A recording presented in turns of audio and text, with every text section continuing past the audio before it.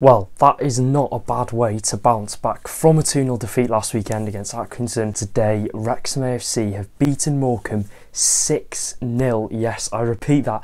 Wrexham have scored 6 goals against Morecambe this afternoon at the Racecourse ground to get our highest win of the League 2 season so far. Like I said, we've defeated Morecambe 6-0. And here we go for another big match review. There's a lot of talking points to be talking about today because today was a fantastic performance in Wrexham. Before we get into today's video, make sure to get down there, click the red subscribe button. We're on the road to 20k. We're trying to hit 20k before the end of 2023, and there are some big things to come in December. So I'm not just saying that for the sake of it. You do want to get down there and subscribe because you do not want to miss it. So yeah, Wrexham defeated Morecambe this afternoon 6-0 at the Racecourse ground. I thought we were going to get the job done, but I didn't think it was going to be as big of a scoreline as it ended up being. I thought maybe we could get a 1-2-0 victory, but to hit 6 past Morecambe, who, don't get me wrong, have had a good start to the season. They were 9th coming into this game. Although they've just lost their manager, Derek Adams, they've still got that quality in the squad, and I was not expecting them to concede 6 goals to us this afternoon. But having said that, it was a 5-star performance from Wrexham. We played absolutely immense, and I think everyone on the pitch today had a huge role to play. We started off the game really well. We started off against Gillingham. We got an early foothold of the ball, and of course we got that early goal, and a similar thing happened here today against Morecambe. We got 2 goals inside 7 minutes. We were 2-0 up with 7 minutes played. So I think it really does have a damaging effect on our opponents. It must have an impact on these teams because Wrexham scored within the first 5 minutes, Andy Cannon, and Morecambe just never settled after that. They conceded the one to Mullin, and of course 3-0 down at half time, 3 more goals in the second half. But yeah, I really do think those early starts from Wrexham, once we get that early foothold of the ball, we start introducing our small patterns of play that we've evidently worked on in training, and we've put it right. Our horrific defeat last week away at Accrington, and we've come up with an incredible performance. You know, like I said, I've got my notes here, we had really good build-up play. I thought our build-up play today when attacking was really good. You know, there were a couple of times in that match where we got the ball from one side to the other really quickly and used those wing plays really well. And I'm going to get onto our wing backs later on in the video. But I think we really did look good on the ball. We looked steady, we looked like a proper League 2 team, and we looked like a team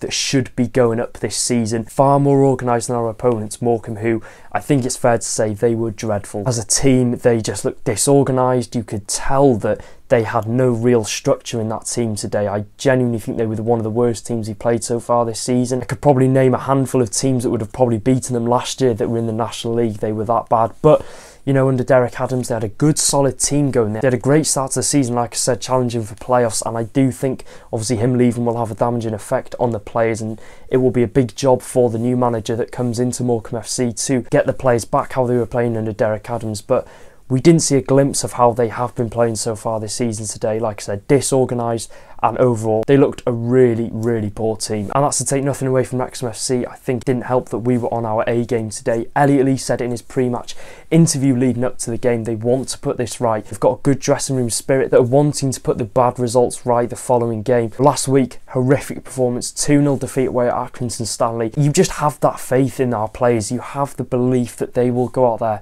and bring out an A-star performance following on from a defeat. And don't get me wrong, by all means it wasn't going to be an easy one today. You know, coming off Accrington Stanley, who were in and around the playoffs, and then coming into Morecambe, who have been in the playoffs so far this season, just dropped out. And before the game we expected it to be a tough game. We expected it not to be a stroll in the park, but by far our best performance I think I've seen so far in League 2 this season. We showed character, we did really well, and all the players were up for it and put in a great performance. And talking about performances, I just want to touch on Jacob Mendy. Wow, he was fresh off his international duties at Gambia, and he came in with an incredible performance. Now, if you don't know, Anthony Ford did start on that right hand side, came off injured. He looked like he was holding his thigh, so let's hope that's nothing too serious. From what we saw, you know, he went down. Jacob Mendy was already stripped, so unless they're not wanting to take any risks with Anthony Ford, if we'd have let him play on and he'd have got more injured as it went on, that would have been our 2 right wing backs injured,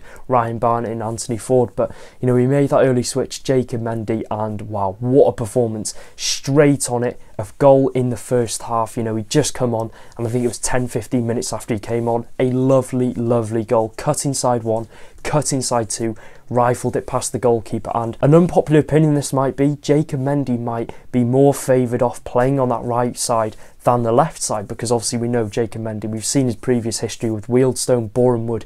He has a shot on him and he can unleash a shot. We saw that today. If we allow him to cut inside and have that shot, and if it means that we might put more goals in the back of the net, then I don't see why we shouldn't do it. He looked really good today. I don't think he put a foot wrong. He offers that attacking threat that I don't think we've had in a wing back over the last couple of seasons, and he had a really, really good game. And like I said, it's good that we've got him defensively good, and attackingly he can offer a hell of a lot, and he's got a great strike in him. He can create chances like we saw today. A beautifully taken goal, and I just want to say well done obviously for the international call-up and having an incredible performance today. Jacob Mendy was definitely my joint man of the match. And talking of joint man of the matches, we're going to be talking about George Evans now. This man is brilliant. He is absolutely brilliant. He does the job that he's meant to do really, really well. Sits in front of that flat back three and is just a rock. He is an absolute rock in that centre defensive midfield role. He does not let any prisoners past him. He looks calm. He looks stable in midfield. He's a great passer of the ball. You know, I think there are a couple of times where he'd receive the ball, get that switch on straight away, create that chance out wide, and he is a very good signing, and I think a signing that sort of went under the radar, that people weren't expecting him to be as good of a signing as he was. We knew he was going to be a good signing coming from a championship team, but I would go as far as saying he might be top 2 signings this summer. He was absolutely incredible, and he has been ever since he's kicked a ball in a Wrexham shirt. George Evans had a solid 9 out of 10 performance for me. He is very, very effective in what he does. You know, if someone else was to try and take his role, they would not do half the job that George Evans does. And of course, a huge, huge mention to Super Paul Mullin, a hat-trick days after the release of his book. I'm sure that's one of Paul's better weeks that he's had in his life. But yeah, again, what a week it has been for Jacob Mendy and of course Paul Mullin. The release of his book went down an absolute treat. There were like 900 packed inside to see him obviously release his book, do the podcast with Ben Foster, and then a couple of days later he's banged in a hat-trick against his former club. Lethal in front of goal. That third goal, wow. And he just has that natural instinct in front of goal. He is clinical. Whenever he gets the chance, Paul Mullin will put it away. And it's not only that, but it's his link-up play as well. It's how he builds the play up. There were a couple of times where he'd receive it on the back foot, he'd turn and immediately fire it out wide to create the chance. But there's some plays that we've seen before in a Wrexham shirt that have been slow with a build-up play, but when Mullin gets the ball, he receives it, he turns at such a quick pace, creates that chance as soon as possible. And of course, he just wants to get things going immediately, really, really quickly, keep things going. And you could tell he wanted his hat-trick today. You could tell he wanted his hat-trick, and I'm sure that'll be bit of a good promotion for his book, obviously getting the hat-trick. What a week it is for Paul Mullin, and what a performance that was today as he gained another match ball for his collection. Our first player to score a hat-trick in the Football League since Wanyagate against Stockport County. So a huge round of applause to Paul Mullin, and what an achievement that is to get his first hat-trick back in the EFL. And we're going to be talking about man of the match today. This is a hot topic. This is a topic that might divide opinions in the comment section down below. There could be 2 or 3 players that you could pick for man of the match. For me, it's between Evans, Mullin and Jacob Mendy. You can't really give it to anyone else but the man who scored a hat-trick today, Paul Mullin. Like I said, his link-up play was incredible. He's just got that natural instinct of putting the ball in the back of the net. He's been incredible since he's come back from his injury. You know, he came back before due date that he was meant to reach before returning from his rib injury. But I think this will really kickstart Paul Mullin's season. Don't get me wrong, he's been good, but he's not scored as many goals as I'm sure he'd have hoped to have done. But gaining that hat-trick today is going to do him the world of good. I think going into Harrogate Town on Tuesday, I could definitely see Paul Mullin getting on the score sheet again. Strikers, Palmer, what a player. And we found out what our best striker duo is. We've known this since the non-league days. It is Mullin and Palmer. They are the 2 players that should be starting for Wrexham week in, week out up front. Don't get me wrong, Sam Dalby's a great impact player. He's a great player to bring off the bench, adds strength, adds that good hold-up play, you know, if we're winning or if we're even chasing a game, he can add that extra bit that we might not have had throughout the game up top. But Ollie Palmer and Paul Mullin just get each other really, really well. And having Elliot Lee in that centre attacking midfield, the chemistry between those two is incredible. And you can tell that Ollie Palmer and Paul Mullin work so much better themselves when one of those players is playing alongside them. Atkins and Stanley away, when Paul Mullin was up front with Sam Dalby, we created next to nothing chances, but today with Palmer and Mullin up front, we just gelled. We looked really, really good, and that's kudos to all the players in the team as well who had an incredible games. And of course, a word on that final goal today from James Jones. Wow, breathtaking is the right word to describe that goal. He obviously receives the ball at quite a fast pace, does that flick on, he gets it back from the 1-2 and on his weaker left foot drills it into the top corner with the final touch of the game. The referee blew his whistle after that. That was an incredible finish, and